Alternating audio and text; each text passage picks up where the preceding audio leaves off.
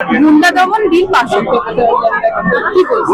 আমরা মনে করি গুন্ডা দমন অ্যাক্টে যেভাবে বিনা বিচারে বিনা কোনো ট্রায়ালে গিয়ে 1 বছর পর্যন্ত যেভাবে প্রিভেন্টিভ ডিটেনশনের কথা বলা হয়েছে, সেটা পশ্চিমবঙ্গে আরো বেশি ডেমোক্রেসিকে খরণ করতে সাহায্য করবে, ডেমোক্রেসিতে পার্টিসিপেশন বন্ধ করতে সাহায্য করবে, এবং যে কোনো মানুষ যারা সরকারের বিরুদ্ধে কথা বলবে, যে কাউকে এককে সামনে রেখে যে কাউকে জেলের মধ্যে।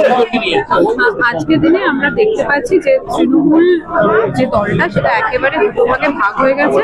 একদিকে তৃণমূল কালীঘাট, আপনি কি মনে করেন যে এটাও কি একটা রাজনীতি, এর পিছনে কি একটা রাজনীতি কাজ করছে? মানে এটা রাজনীতি না হলে আর কোন নীতি আমি তো জানি না। এদের মধ্যে এখন কোন আইডিওলজিক্যাল ডিফারেন্স হয়েছে বলে আমরা নির্বাচনের আগে দেখতে পারিনি। নির্বাচনের পরে হঠাৎ করে কিছু লোক তারা নিজেদের আর তৃণমূল মনে করছেন না, তৃণমূলের তাদের বিরুদ্ধে কথা বলছে।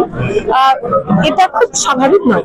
আমরা এই একই মডেল মহারাষ্ট্রতে দেখেছি, এই একই মডেল আমরা কিন্তু উত্তরপ্রদেশে দেখেছি। বিজেপি বিরোধী শক্তিগুলোকে ভাগ করে খানিকটা সিম্পল অপোজিশন রেখে বিজেপির কাজটা করিয়ে নেয়।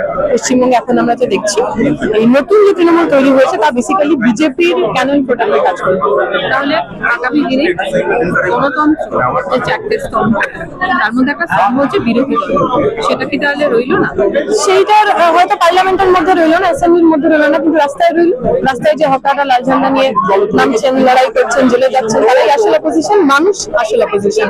যে কোনো স্বৈরতন্ত্রের ক্ষেত্রে রাজনৈতিক দলের চাইতে সাধারণ মানুষ বড় অপোজিশন হয়।